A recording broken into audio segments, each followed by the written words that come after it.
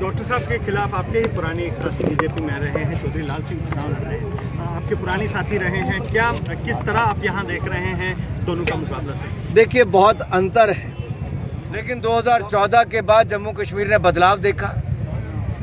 अनुच्छेद 370-35A को सदा सदा के लिए ख़त्म कर दिया गया और जम्मू कश्मीर में सदा सदा के लिए विकास, समृद्धि, खुशहाली इसका आना हो गया। यहाँ पर अफस्पा तब था जब आतंकवादी घटनाएं ज़्यादा थी, जहाँ पर सुरक्षा बलों को संरक्षण भी चाहिए था। वो मुकदमे लड़ने की बजाय मिलिटेंट से लड़ते हैं। सत्य कहेंगे, सत्य लिखेंगे, सत्य चलेंगे।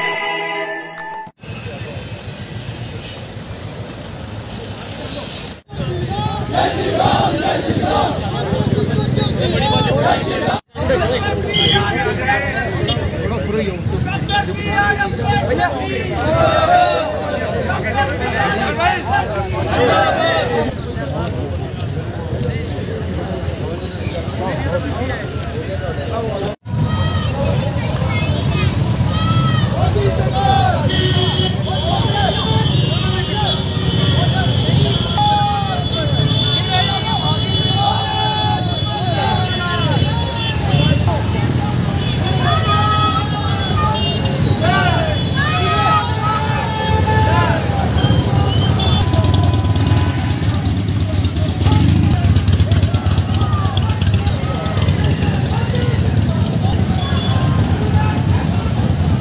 चल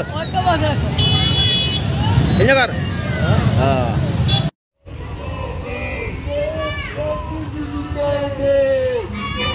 इससे आगे कोई नहीं निकलेगा। थोड़ी आगे करो, चलिए आगे करो, कैसा बात अपना रहा आगे करो, आगे करो।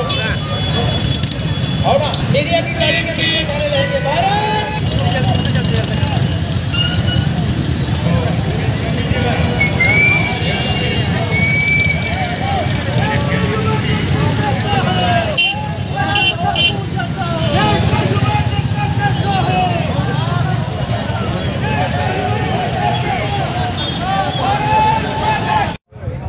अपने मंत्रिमंडल में दिया है अहम भूमिका, अहम मंत्री पद, और साथ ही साथ जो जम्मू कश्मीर के विकास के लिए मोदी सरकार ने योजनाएं दी हैं, आज दिख रहा है कि जम्मू कश्मीर कैसे विकास कर रहा है। और जहां तक आपने AFSPA की बात कही, मैं यही कहूंगा, एक समय था जब आतंकवाद के कारण, अलगाववाद के कारण जम्मू कश्मीर में 45,000 से ज़्यादा लोगों की जानें गई। उसके लिए आतंकवाद भी, अलगाववाद, ये दोनों, और धारा 370-35 से कई कारण रहे कि आज़ादी के बाद कांग्रेस ने एक और से जो स्वर्ग कहा जाता था जम्मू कश्मीर, उसको आतंकवादियों का गढ़ बना दिया था, पथरावबाजों की धरती बना दी थी और कहीं ना कहीं जम्मू कश्मीर के विकास पर रोक लगा दी थी और हत्याएं दिन प्रतिदिन बढ़ती थी। लेकिन 2014 के बाद जम्मू कश्मीर ने बदलाव देखा। अनुच्छेद 370-35A को सदा सदा के लिए ख़त्म कर दिया गया और जम्मू कश्मीर में सदा सदा के लिए विकास, समृद्धि, खुशहाली इसका आना हो गया। यहाँ पर पर्यटकों की संख्या 2 करोड़ पार कर गई, जो अपने आप में रिकॉर्ड है।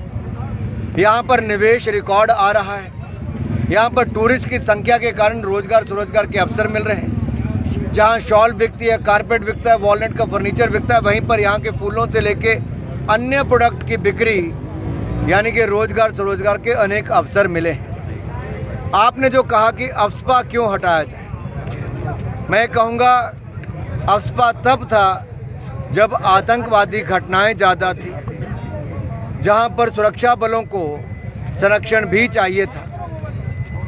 वो मुकदमे लड़ने की बजाय मिलिटेंट से लड़ते हैं, इसलिए अफस्पा था।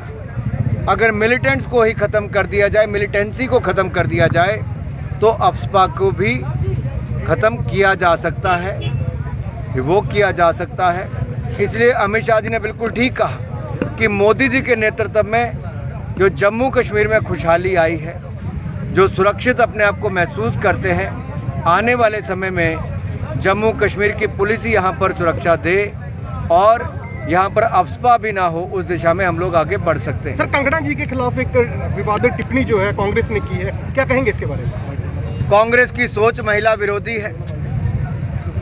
उन्होंने 60 साल राज किया लेकिन महिलाओं के लिए कुछ नहीं किया।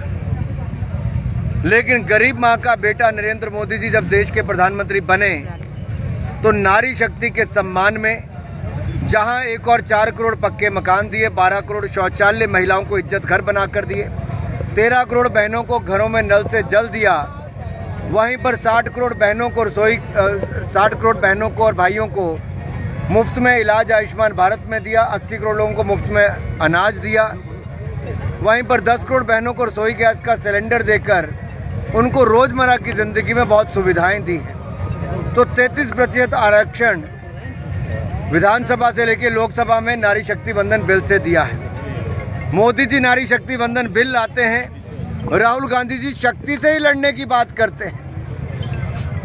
यानी कि नारी के खिलाफ ही, महिलाओं के खिलाफ, बहनों के खिलाफ, बेटियों के खिलाफ कांग्रेस लड़ना चाहती है।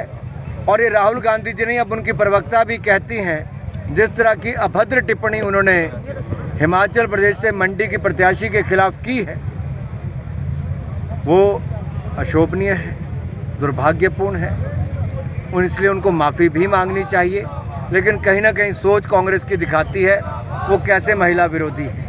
सर, सितंबर में चुनाव के बारे में कहा जा रहा है असेंबली, क्या लगता है हालात ठीक है जम्मू कश्मीर में, चुनाव हो सकते हैं? निश्चित तौर पर जब इलेक्शन कमीशन ने कहा है वो हालात का जायजा भी लेंगे और एक बार जो हमें डेडलाइन भी है चुनाव कराने की, उस दृष्टि से चुनाव भी करवाएंगे। सर, इस बार अनुराग जी कश्मीर में कमल खिलने की बात हो रही, तो आप कितने कॉन्फिडेंट हैं कि इस बार कश्मीर में भी कमल खिले? जम्मू कश्मीर में और विशेष तौर पर अगर कश्मीर घाटी की मैं बात करूं तो वहां के लोगों ने देखा कि क्या विकास होता है। और जब हम कहते थे कि सुरक्षित कश्मीर समृद्ध और संपन्न कश्मीर बनाएगा, तो आज वो दिखता नज़र आता है। पथराव की घटनाएं बंद होती है, बच्चे स्कूल यूनिवर्सिटीज़ में जाते हैं, रोज़गार स्वरोजगार के अवसर बढ़ते हैं, स्पोर्ट्स, सिनेमा से लेकर अन्य क्षेत्रों को बढ़ावा मिलता है।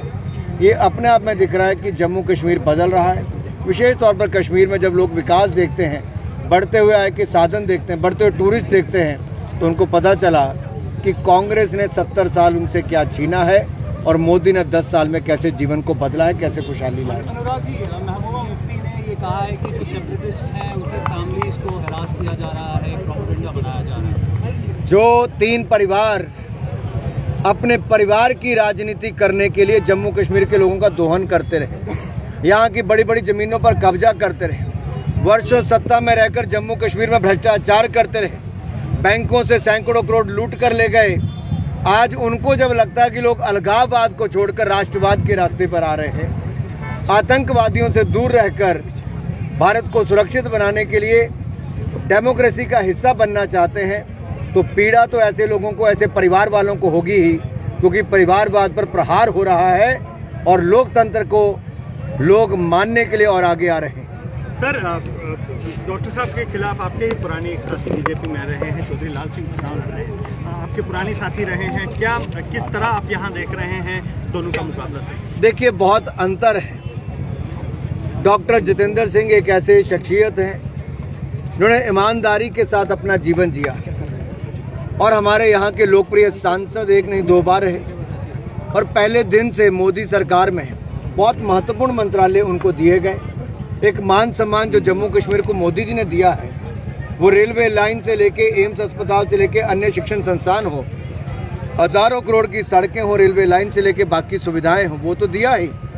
लेकिन पीएमओ में मंत्री पद डॉक्टर जितेंद्र सिंह जी को देना जम्मू कश्मीर को बहुत मान सम्मान की बात है। और मैं ये कहूँगा, लड़ाई किससे है? जिसके ऊपर भ्रष्टाचार के मुकदमे हैं, जो जेल से बेल पर हैं, जिन्होंने कभी एक कभी दूसरे राजनीतिक दल में गए हों। मैं यही कहूँगा, जनता जानती है आएगा तो मोदी ही, और जब मोदी आएंगे तो जितेंद्र सिंह भी आएंगे।